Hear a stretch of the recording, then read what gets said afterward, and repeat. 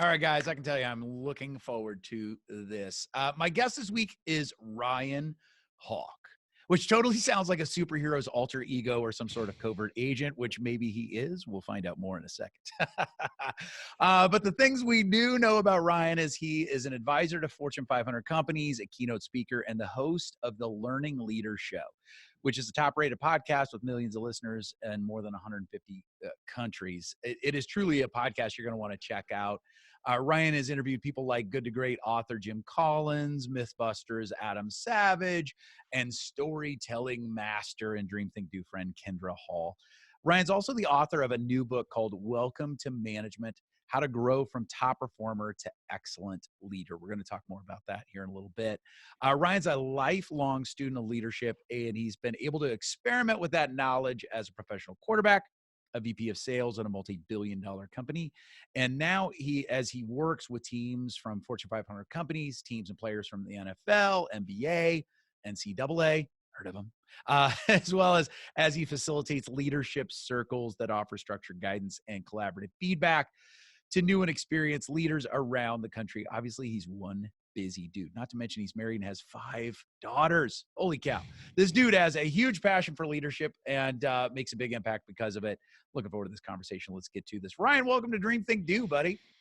Mitch, quite an intro, man. Thank you for having me. Happy Absolutely. to be here. It's right when we connected on Zoom. Yeah. When you come in with the big energy, I'm telling you, man, I know I don't have to tell you to do that, but that is a great first impression to make on anybody else that you're meeting with. But thanks for bringing the juice, man. I think I'm blushing. It might be the caffeine, though. It might be the caffeine. I tell you, that is awesome, though. I love it. And I'm not kidding when I saw that you're like Ryan Hawk. I'm like, that's a good name. Dang it. So, and I tell you what, I will admit I was not familiar with the Learning Leader Show before you and I started interacting, but since I've been really, really impressed.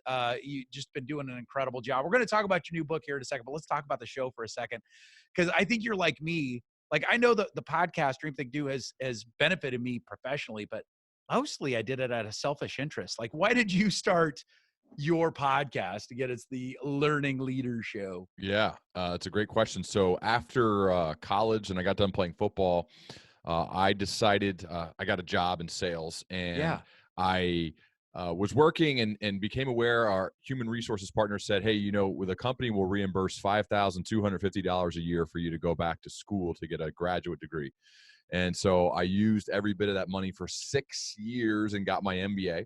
Good for you. And once I finished that, I felt like I was wasting money by not going to school again. Yeah. And so I looked at a lot of PhD programs, furthering my education to use more of that company money to reimburse my education. Hey, if they're paying, why not spend it? Right. So, but what happened at the exact same time when I was looking to apply to some PhD programs, I was fortunate to have a friend set up a dinner for me with Todd Wagner. Now, most people haven't heard of Todd. He is the less famous business partner and creator of broadcast.com. And his business partner is the one and only Mark Cuban, the Shark and Dallas Mavericks owner. Heard of him. Todd and Mark created broadcast.com together and then sold it, and both became billionaires. And so I had this dinner set up with Todd. I go and I get to the hotel early where we're meeting. There was going to be a few other people with us, but for the first hour, it was just Todd and I, and I'm peppering him with questions, asking him all about the creation of their business, building it, until eventually he was sitting across, just like you and I, but in person, face to face with the leaders at Yahoo. And this is when Yahoo was like Google. Yeah. And he said, look, you're either going to have to buy us or you're going to have to compete with us. You choose. And they walked away with $5.7 billion. So hearing all of the details behind the creation, the tough moments, and to the eventual sale to become a billionaire. And they were poor, normal guys, college kids, pretty much like anybody else. To that, I said, I want to actually create my own PhD program. I want to choose my professors, handpicked, have long form conversations with them. And then I'm going to record those conversations so, one, I can remember, and publish them so that not only can I learn, but others can learn along with me. And and then the name Learning Leader came from all of my favorite coaches, bosses, leaders in my life are the ones who were constantly focused on bettering themselves, growing, learning. They had a high level of intellectual curiosity. And so the name plus that experience with Todd, plus thinking about going back to school, and I mashed all of that stuff together and it became the Learning Leader Show. And that was 5 years ago.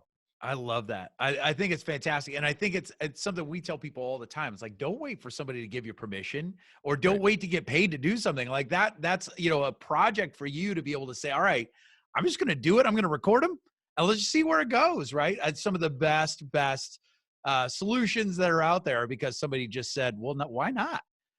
So I love that. And obviously you are a big fan of pursuing that intellectual curiosity, right? Don't just pursue something that you think will make you more money, but pursue those things you're really passionate about and love. Yeah. So I think I'm that's a big awesome. believer. I'm a big believer now as I've matured and grown up a bit in aggressively pursuing your curiosity and obsessions with great rigor. And I think that's I found that also to be a commonality of the type of people that I want to spend time around. Yeah. That they're aggressively going after what they're most curious about, because those people are I find to be fascinating, really interesting, and they're continuously more interesting as we go. And that is a quality in a person I really like. I love that. That is awesome. All right, so let's start talking about the book because it's good stuff and it's so needed. The book's called Welcome to Management: How to Grow from Top Performer to Excellent Leader. And with Dream, Think, Do, we're always talking about strategies on helping people dream bigger, think better, and do more, which means we have an audience of globe changers, like people who are out there doing it, making stuff happen. And that means a lot of them are aspiring to go to that next level, a lot of times within their organization, sometimes within their own organizations.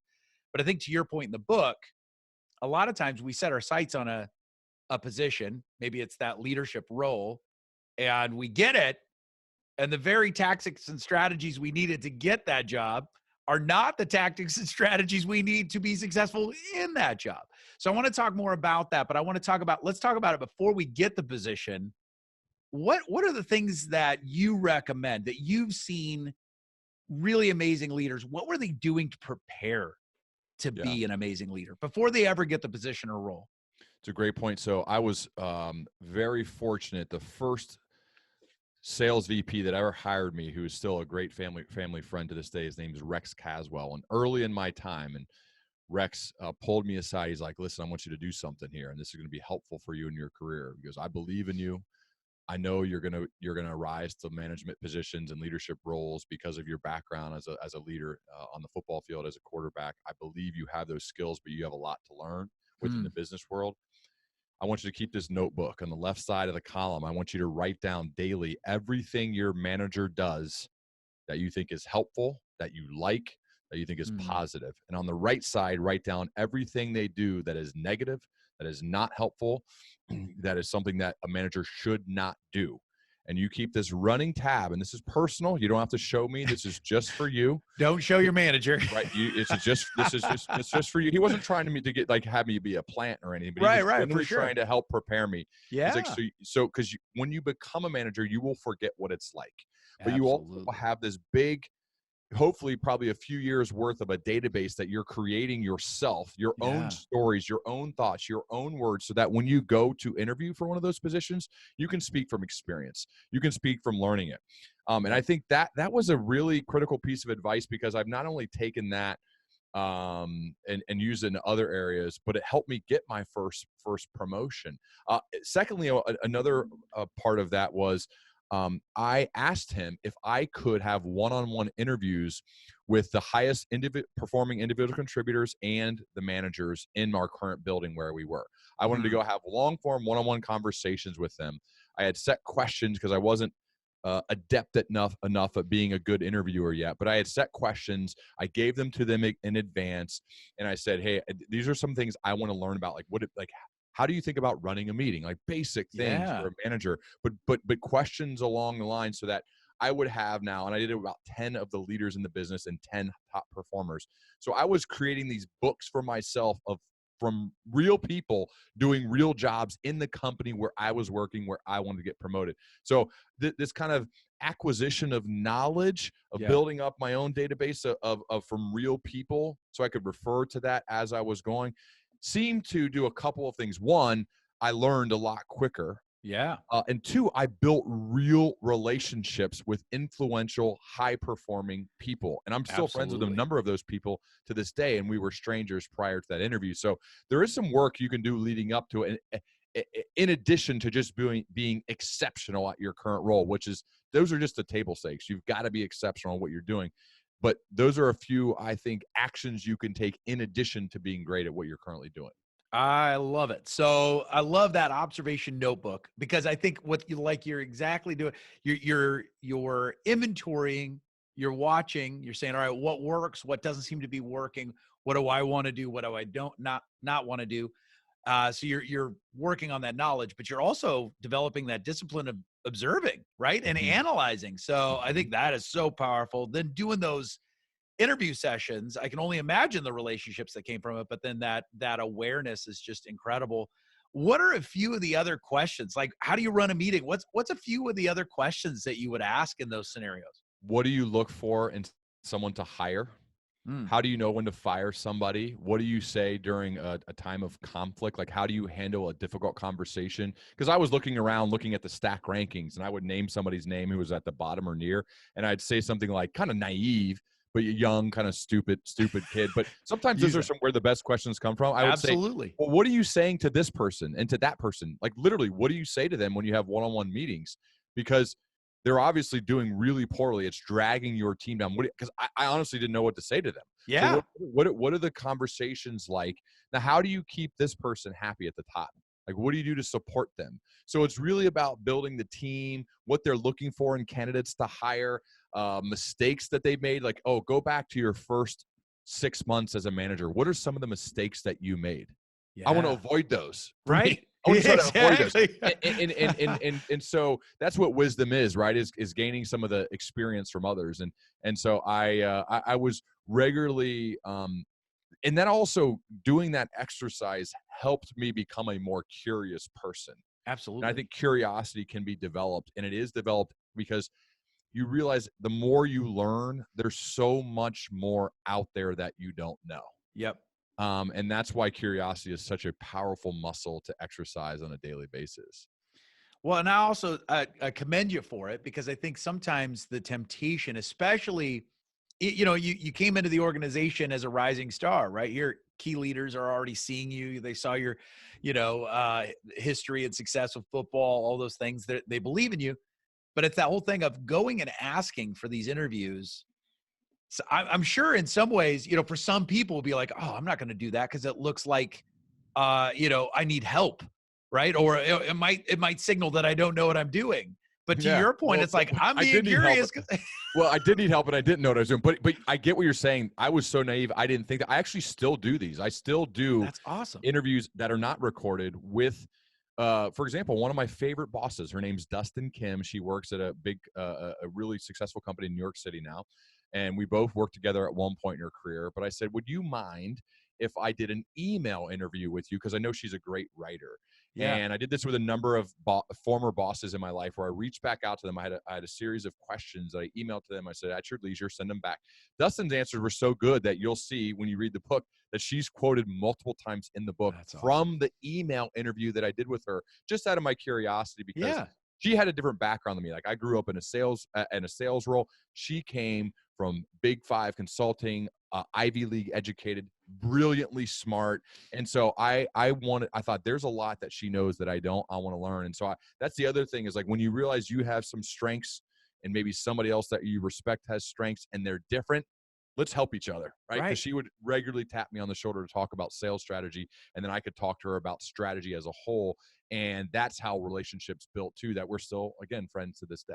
Absolutely. And I think isn't it awesome? Again, it might be, someone might be fearful. Like, if I ask for a conversation like that, does it look like I don't know what I'm doing or whatever? But it's one of the greatest compliments you can, really pay someone, is to be genuinely interested in their success, their strategies, even their failures, to your point. And so I think I love that. And I also love that you're the first one to admit that when those conversations started to happen, you weren't an expert interviewer like you are now. But the only way you get to that point is by doing them time and time again. And a lot of times that's going to be in a company lunchroom as opposed to behind 2 microphones, those kinds of things. So I Gotta get love the it, reps. man. You gotta get the reps, man. That's you know how it gold. goes. That is gold. All right. So that's something that really anybody, I mean, to your point, if Right. you're already the CEO, why wouldn't you be doing these things still, right? But that's something that anybody can do. But let's talk about, because I know you do a beautiful job of laying this out in the book. Let's talk about that top performer who's now in this new position. And they've worked hard to get there. They prepared all of that. But oftentimes, like you say in the book, it's kind of almost a surprising realization of, oh crap, the very things that made me successful up to this point are not going to carry me. And if I rely on those, I'm going to be doing all the work or I'm not going to be successful. So what are some of those things? What would you say are 3 of the most important things to say that, boom, now we're in this new position. What do we need to do to either assess and start to say, all right, what do we need to change? Or how do you then recommend that person adapt to that new position? I didn't fully understand what a manager did until I got the job. And so Yeah. I would say that's number one is what does that person actually do? So you go from being responsible only for yourself to being responsible for the performance of all the members of your team. Yeah. The first week when I was in my role, I was 27, and I had this really nice office, beautiful, expensive chair. I was looking out the window, and I turn around and I see at my door is a 43-year-old woman who the week prior was a peer of mine, and now I am her boss. And she's crying, and she slowly walks in and shuts my door and looks me in the face and says, "Ryan," and she's like quivering and really, it's really tough. "My husband cheated on me, and he wants a divorce." And I looked around and I said, like in my head, "Why are you telling me that? What is happening here?" Yeah. And Is that my job? When did that become my exactly. job? Yeah. And I remember, and I did my best just to be a listener and to be someone for her to talk to. I probably didn't do very well. Like I was honestly like kind of blacked out, but I remember I called my dad. I called my dad right after that meeting. Yeah. And I said, "You're not going to believe what just happened." Yeah. He's like, "Well, what happened?" And my dad's been in a leadership role for 30 years, right? He's wow. at the time, and he's incredible, like my ultimate mentor. I said, "Someone who's, quite a bit older than me, who, prior to this, we weren't really friends. We're just colleagues. We don't dislike each other, but, we're just kind of It colleagues." wasn't, you weren't talking about No, marriage relationships, absolutely things like not. that. Nothing. Just like, "Hey, how you doing?" Comes in and starts crying and tells me that her husband cheated on her and wants a divorce. What? And he goes, "Oh, yeah, that's," he goes, Welcome to Wednesday. He said, "I promise you it won't," he goes, "I know that's a bummer and it's horrible and it's life and it's brutal. Yeah. It won't be the last time. Yeah. Got to get ready for this type of stuff." And I said, "I didn't realize this was part of the job." He goes, "It is absolutely part of the job. Just because you wouldn't probably tell your boss if you had something like that going on, you have to get outside of your own head. You have to try to be a more compassionate, empathetic person and understand what it's like from their perspective." Right? In her mind, she's thinking, "Oh no, I need some time off. I need someone to vent to. I don't know who to talk to. I need to leave." All these things. And so her boss is a part of that equation to be able to go do what she wants to do. Yeah. And so my dad's telling me that is part of the deal that you don't even think of, because an individual contributor, nobody's coming to you to tell you that because you're not their boss. They don't care. Right. And that's the part, though, I think people need to think about, that you're managing, you're a coach, you're a manager, you're a leader 24/7. Yep. When you sign up for that job, you are in that position 24/7. I can't even count the number of times a senior C-suite level leader who worked for my dad would call us late at night with issues, with problems. And I would say, he would talk to him, and you could tell he didn't say much, but he'd say, yes. And he'd respond, and he would close with something like really powerful and kind and helpful. And I would say, "Why did they call you?" And he said, "So-and-so is dealing with some things both in life and at work. It's really tough. And part of my job is to try to help them. It's my job is to try to help them, try to serve them." And I experienced it so many times that it just became normal for us. We didn't really think twice about it. It was just normal part of action. But when you sign up, when you decide, make the choice to be a leader of a team, that's part of the gig. If you want to be excellent at it, that's part of the gig. And I would say, first and foremost, I didn't fully understand that until I was actually in the role. Yeah. That's great. And to be able to say, all right, I've got to take a new look around, and some of those things are going to be in your full awareness, and some of those things are going to just surprise you. So I love that. So what else? What would be a couple of other things that you'd say you get that role, maybe deer in the headlights a little bit, try not to blank out in those situations. So Right. What are two other things that you would say? Two things that both I would say go in the column of who. So, and here's the two different parts of the who. One is it is very useful to create your own small personal board of advisors. These people that like in my case, my dad, the first person I called, this small group, a handful of people to say, I need you. I have a question. Need some help, right? John Calipari, when I had him on my show, said, "Who's in your kitchen cabinet?" That's what he called it. Your kitchen cabinet, the people you can go to. And I said, "Yeah, that's another way of saying it. Like, who's your kitchen cabinet? The people you can go to talk to about anything with questions. They're not going to judge you. They're there to help you, and they've been there before you. They've achieved levels that you want to achieve. They're kind. They're trustworthy. They're honest. They can give you tough feedback. So that who is vital. So you like." And you don't have to wait till you become a manager to get that started, but you certainly, I think it's needed in your life and in your career. Second, as a manager, and this is an area where I didn't know what I was doing, work really hard to understand what excellence looks like in the people on your team. Like, deconstruct what excellence is, the makeup, the behaviors, what it is that the highest performing people that are consistently doing it, what are they made of? What they're about, what are their qualities? Yeah. Right? What is that all about? And then take it a step further and say, how do I identify these qualities that we want, that we value in the interview process? What questions specifically do I ask in order to uncover that?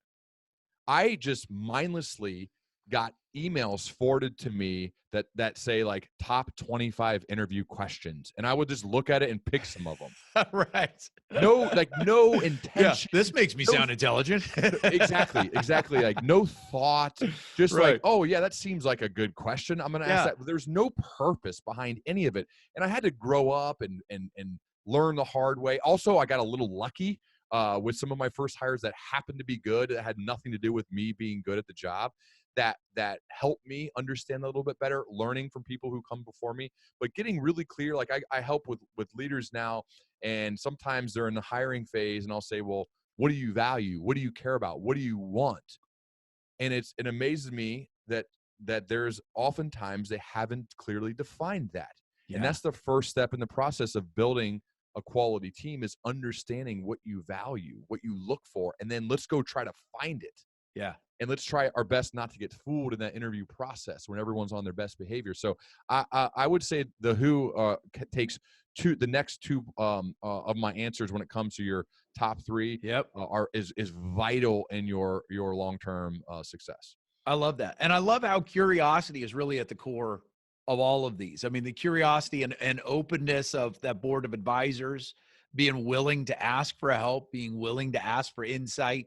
I know, me included, front of the line, it's easy to go, you know what? I don't know that I want anybody's advice. I don't know that I want anybody's insight. I can handle this. And it's like, wait, so often it's absolutely the things that are in our blind spot that we need the most help with. So I really love that. I have to bring up real quick, Mitch. I was delivering a keynote yesterday to 250 leaders at a big company that was very meaningful engagement for me. And what was interesting to me is I've gotten to know their leadership team really well. And there were two specific leaders from that group that blew me away. They sat in the very front of the room. They had their notebooks out, and they took pages of notes. Now, these guys are older than me. They've accomplished more than I have. Right. They're wildly successful. And what are they doing when I'm up there sharing my message on stage? They were basically writing a book about what I was saying. Yeah. It shows me, though, that the leaders who are aggressively leaning in to learn from and get the most out of every situation they're in, those are the type of people I want to follow. Those are the people that I want to commit to. And my whole book's about trying to build committed organizations, committed teams, being the type of leader that other people want to be around. It's so true. And it is that whole thing of there's so many different ways to get compliance, but Yes. there's only a few ways to get commitment. And I love how you dive into that with the book. Holy cow, man. We could keep going for hours, but we're gonna wrap this up. We're gonna leave people hungry, my man. But I'm gonna ask you one last question and let you think about it here a little bit. We always ask for one last wisdom of the week. That's something that's helped you, maybe something that you hoped you'd learned earlier when you reflect on it, whether it's a story, whether it was a quote, a principle, whatever it might be. What's something that you'd want to leave Dream Think Doers with? I'll let you think about that. I'm going to brag about you for a second. All right. So Dream Think Doers, we've been talking to Ryan Hawk. His podcast, you're going to want to check it out, is the Learning Leader Show. And his new book is called Welcome to Management, as you can tell, packed with good stuff. The subtitle is How to Grow from Top Performer to Excellent Leader. Ryan obviously is bringing the good stuff and doing it in a way where you can apply it immediately. So go check those things out. All right. Did I give you enough time? Yeah. I got a few thoughts in mind, but hit us. I'm gonna that wisdom of the week, my man? I'm gonna share one that came from my show. I interviewed Scott Belsky. I don't know if you've talked to Scott. Have you talked to Scott? I haven't talked to Scott yet. He'd be another good one. But anyway, Scott created a business called Behance that eventually got acquired by Adobe, and Scott was so impressive that Adobe has kept him on long term, given a big role, a bunch of money. Anyways, Scott, though, I asked him that question about what he looks for in someone to hire, and this had a significant impact on me, and that's why I like to share it. And he said, I look for people who are more interesting each time I see them. And I just thought, what do you mean? He goes, those are the types of people that are regularly leaping outside of their current zone of competency and comfort. So they're doing hard things. They're reading books. They're meeting other interesting people. They're traveling.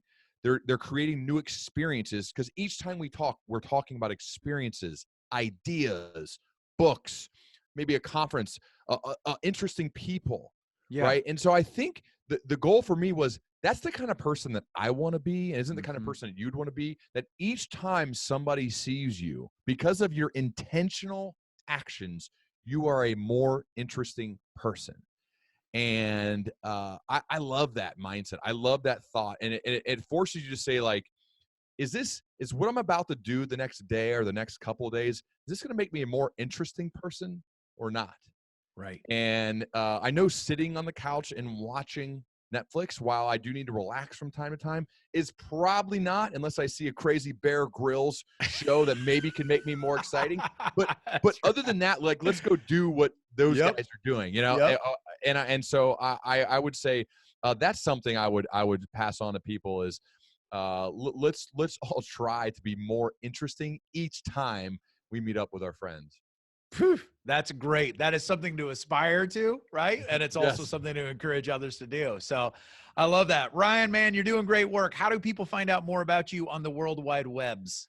Learningleader.com is where basically everything I do is podcast, book.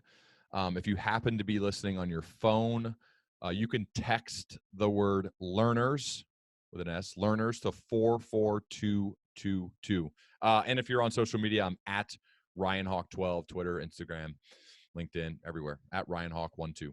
Love it. All right. Thanks, man, for bringing the brilliance. Just great job on the book. And we'll look forward to having you back on the show sometime soon.